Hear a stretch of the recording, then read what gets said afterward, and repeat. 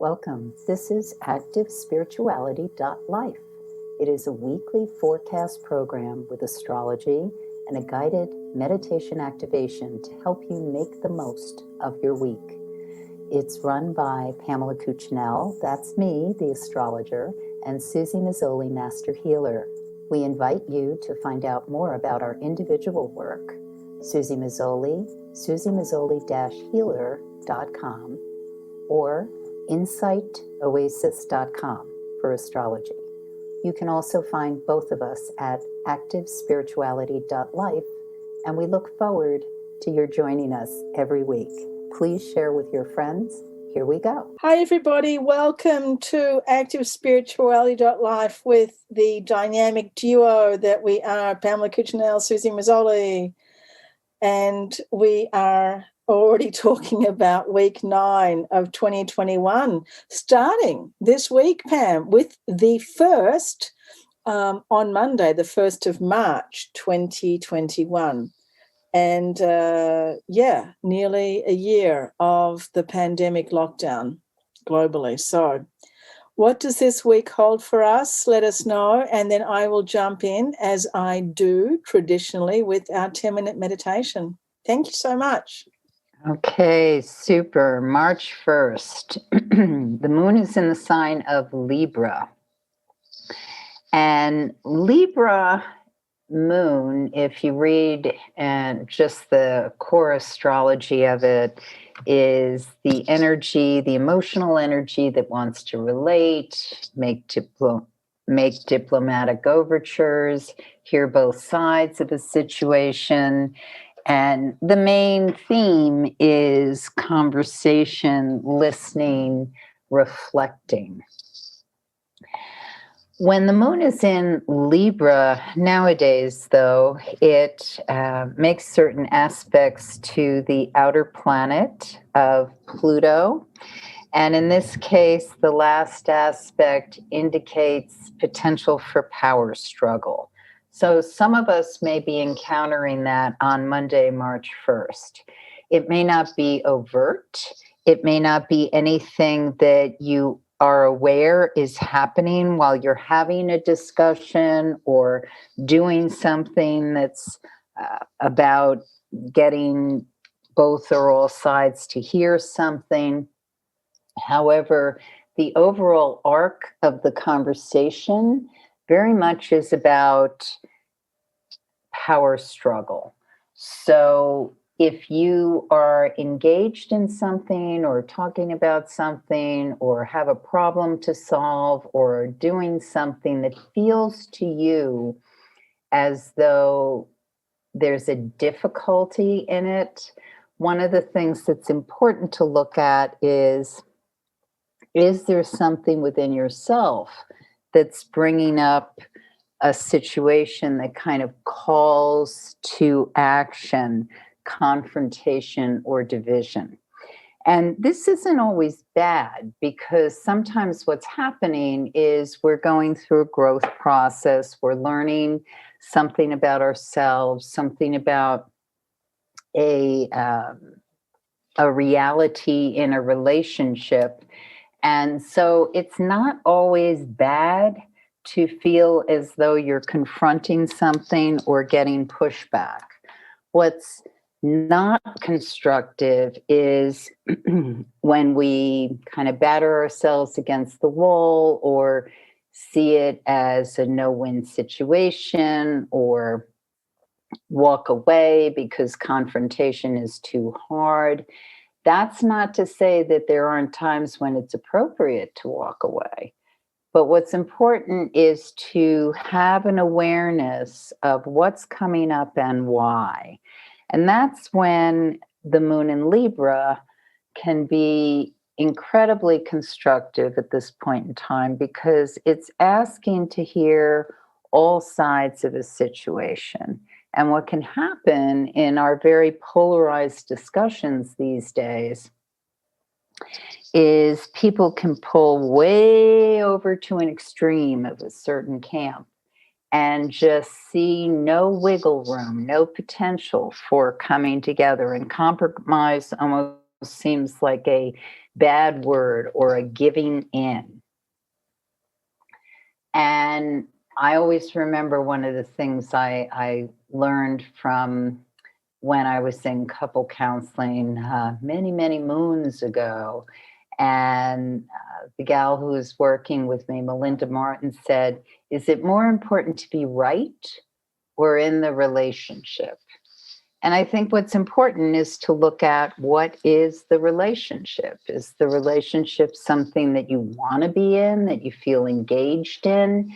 And even if you say no to yourself or it's time to walk away, one of the most valuable things about that phrase to me is the first part of it. Is it more important to be right? Because we can get very hung up on what feels like it's right and totally miss whatever the more dimensional lesson is in the experience. So March 1st looks like a great day to reveal, to inspect, to look something over, to get more information, to explore deeply conversation, to gain insight and knowledge, and always to keep in mind that the most important relationship, of course, is with self, and that you look at whatever situation or problem or confrontation you're in as dimensionally as possible, and to really learn from the experience. On Tuesday the 2nd, the moon goes void, of course, at 9:09 a.m. All the times I give are Eastern time, so please adjust depending on where you are on the planet. And when the moon is void, of course, what's happening is it's not making any direct dialogue with another planetary energy in a geometric configuration. So what that means from an astrological perspective is that we're not as emotionally attached to outcome. There's no emotional glue that holds it together. Now, this can be changed depending on your personal horoscope. If something's getting triggered on your personal horoscope, regardless of the fact that the moon is void, of course.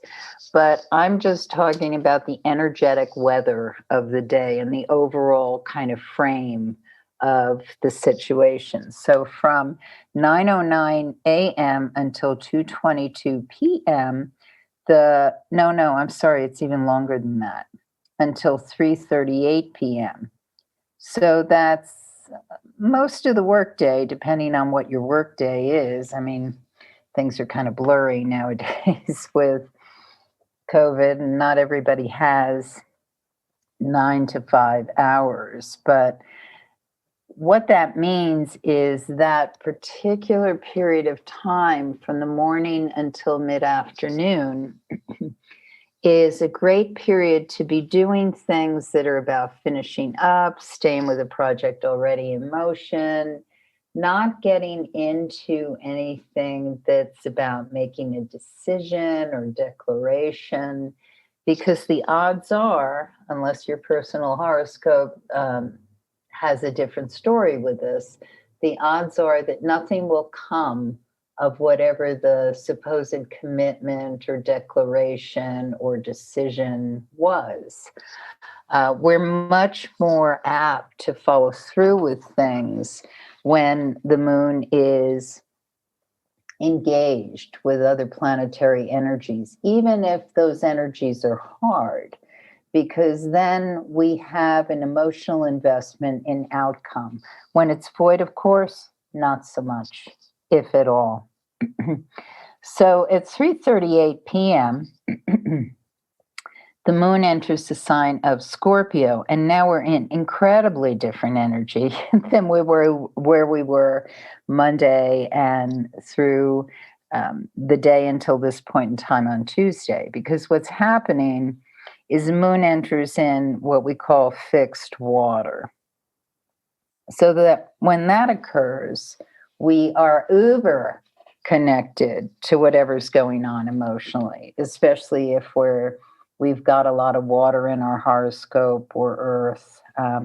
we really feel like we're invested in whatever's happening. And this is ramped up just because of the planetary configurations as the moon travels through the sign of Scorpio over the next period of time. So the late afternoon, evening, very rich for research, in-depth conversations, anything therapeutic. If you're trying to find something or kind of explore something deeply, excellent period for that.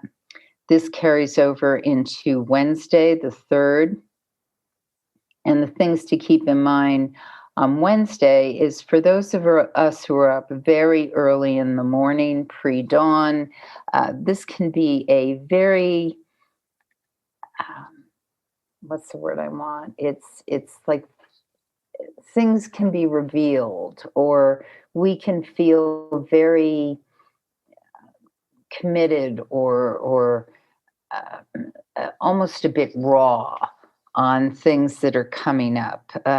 Almost hard to see where the give is in certain situation. And that's why we're looking for the revelatory aspects, or if something has come up that makes us feel like we're in deeper, then what's important is to keep open for a revelation or a situation or even an epiphany that can come in and kind of brighten the horizon. It's like you're looking up at a stormy sky and it all looks very tumultuous and dark and threatening, and then suddenly there's this break in the clouds and you see this shock of white. That's the kind of energy that can come through on the morning through midday on Wednesday the 3rd.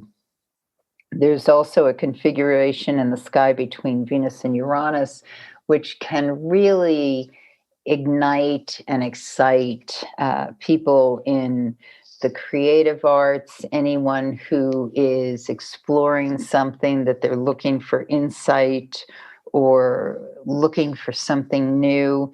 This can really come through on this day. And it comes through without being so thought intellectually aspected as with deeply kind of moving through whatever the emotional state is, or the things that feel like they're challenging or harder to move. It's more important to stay in motion or stay with the things that maybe don't feel so comfortable, because by staying with them, that's what eventually lets us move it in ways that really can be transformational.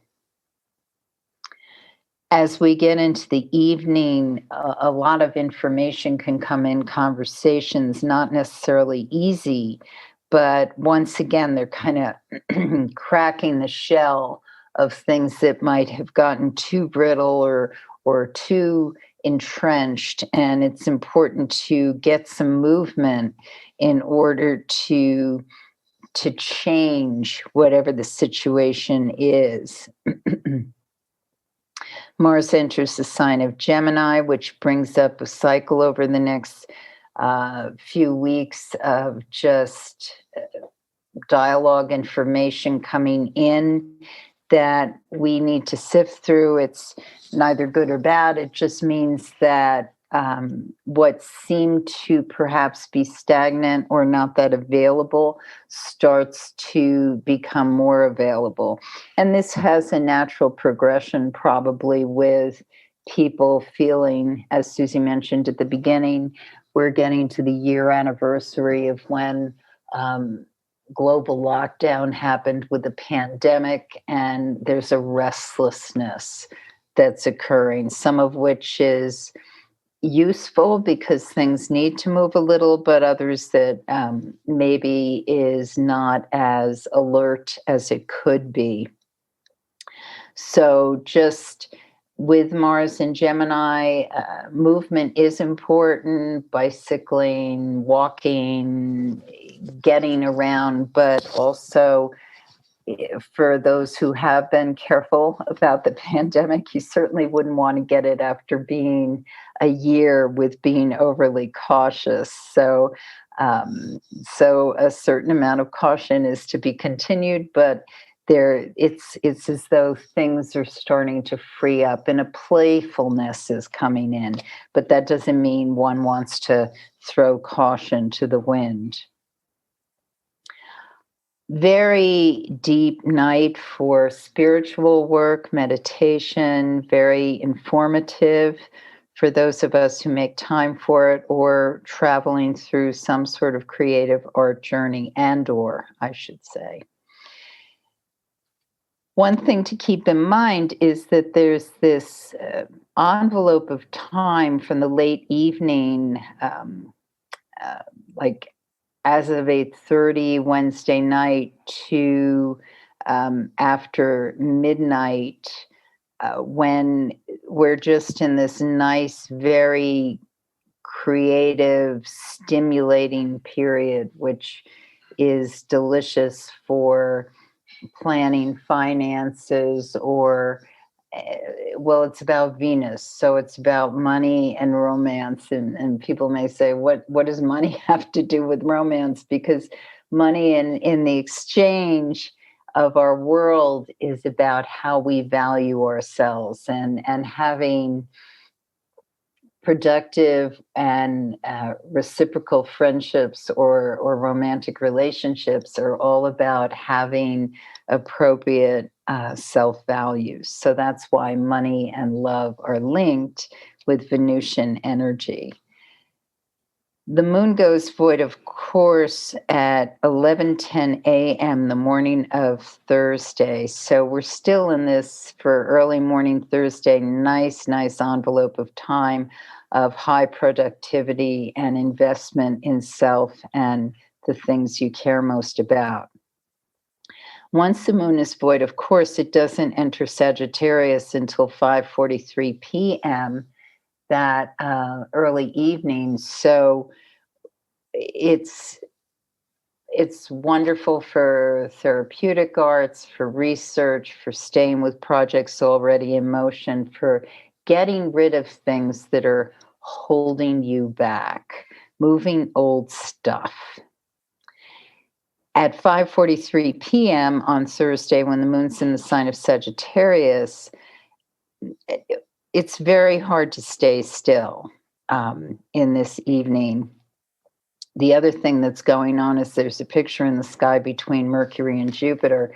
So the most important thing to keep in mind on Thursday, as of early evening through Friday, through Friday, is be aware of what you say and how you say it. And also be aware of how you react to things you hear, because dialogue and spontaneity are very, very high at this period of time, and people can shoot things out without really thinking about the impact. And this can be interesting and give us ways of thinking about things that maybe we hadn't thought of, but it can also actually be hurtful.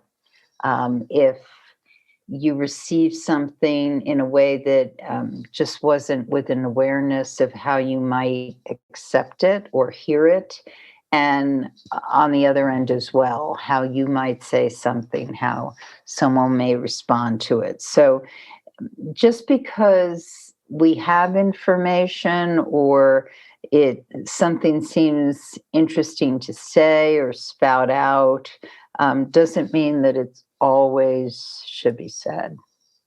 And it's also important how we say things. So this period of time can be very instructive to kind of cook those thoughts a while and think, what's the best way to deliver this message? So the moon goes for, I always love to stress when the moon's in Sagittarius to get in nature one way or the other. Just It's you want to be connected to the earth. You want to feel a sense of playfulness in the natural environment. And even if you can't get outside, then see a movie, do something that allows you that sense of connection with the bigger world. The moon goes void, of course, at 4:44 a.m. on Saturday the 6th, and it's void, of course, all day long until 9:20 p.m. that evening when it enters the sign of Capricorn. So Saturday is an absolutely perfect day to be in nature, dive into something that you're just really excited or hungry about learning, do something that widens your mind, whether you're going to remember it the next day or not. You just want to take a trip through a bigger lens than the one you look at most of the time. So that can be tremendously healing for the soul. Once the moon enters Capricorn in mid-evening on Saturday night, that time through Sunday, the 7th, is very, very rich for doing the work that is most meaningful to you. So that can be work just on yourself. It can be things that have to do with personal routine and health.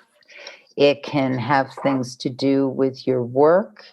It can have things to do with anything you're building or investing in, whether relationship or a long-term project. But where you put your energy is late evening on Saturday through Sunday it goes deep. You may not see the results right away, but you will see the results and they will be transformational. And now I turn it over to Suzy.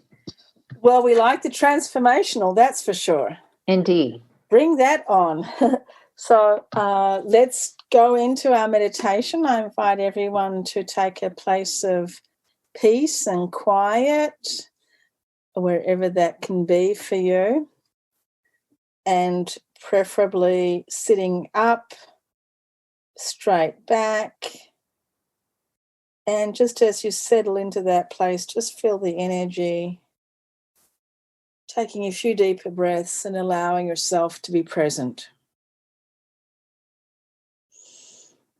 And as you feel yourself becoming present, just imagine that you are now in a situation where you can broaden your energy field, where you can stretch your mind, visualize that your heart is reaching out so that you can literally have a bigger bandwidth for everything, for your stamina, for physical activity, for emotional things, for your love, for your heart, for your loving kindness, for your compassion, and especially for the mind. Let's allow the mind now to really broaden. If you are like a horse with blinders on that always finds the way, very intuitive, and you just know the way and you always travel the same road, let's now have the experience of widening the road, perhaps going in different directions, so that we can experience things that we don't already know, that are new to us, and also just the experience of widening the lens, of getting to know what it is to be in another state of mind, thinking about things from another perspective, just really expanding the mind. And we spend so much of our lives, so much of our education, so much of our personal lives really fine-tuning things. My opinion, my judgment, what I want, what I like, what I don't like, what I don't want. We become really astute at knowing exactly what we want or what we don't want. And then we can become quite strongly opinionated about it. And we can become very, very fearful or very protective, very defensive. All of these things that we think, we believe, or we have the experience of this is what I am, or this is what I need, or this is what I want, or this is what I know. Simply, this is what I understand and know. So let's loosen the shackles, loosen the judgments, loosen the concepts and the ideas, shake it up a bit, put some more space in between the ideas, put some more space in between the opinions, and visualize yourself almost becoming water. So if the things that we know and the things that we have ideas about and our opinions, if they kind of make us solid in a way, imagine now that all of that is just melting now, so that you can be more flexible, so that you can in fact absorb more information from the universe at large on any frequency, that you can become more loose. And when you become more flexible, you can stretch more. You can reach further. You can go deeper. So just feel all of those concepts and ideas of the mind becoming looser, more transparent. Visualize more space between everything, as if your mind is like a giant library with all the books in it. And all the books are your memories and your experiences and all of the many, many things that you know, all the many things that you know how to do. See your mind as this exquisite library resource. And then just make it huge. Put lots and lots and lots of bookshelves up there. And then just visualize all of these concepts are just sitting on a shelf all by itself. So there's space, lots and lots of space. Space for us to expand. Space for us to learn more. Space for some of the ideas that we think are so absolutely locked in stone. That has got to be real. That is absolutely scientifically proven. I know it. It happened to me. Just allow some space around those things too. We are now putting space into reality. Letting things breathe. Letting ourselves be free. Completely, ultimately free. There is nothing in this world, nothing in your mind, nothing in any idea at all, nothing that holds you down, nothing that ties you up, nothing that restricts you. There are no people, no situations, no conditions, no ideas, no restrictions at all. You are the absolute person here in command of your life, of everything that happens to you.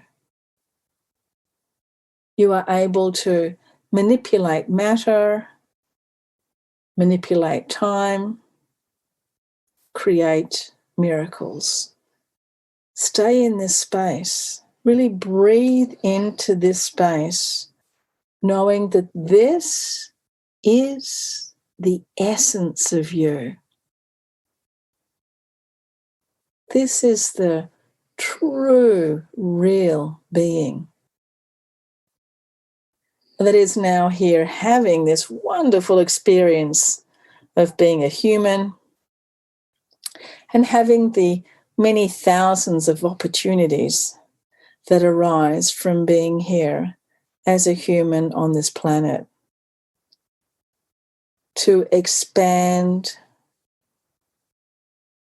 to transform and evolve, to grow.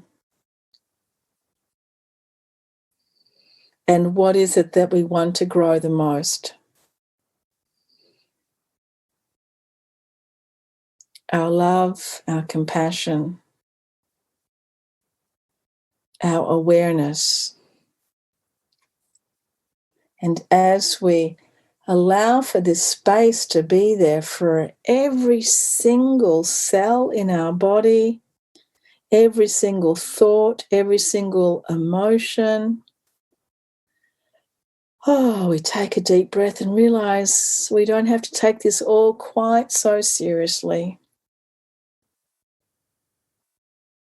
We can giggle at ourselves every now and then, remembering that we are beginningless and endless.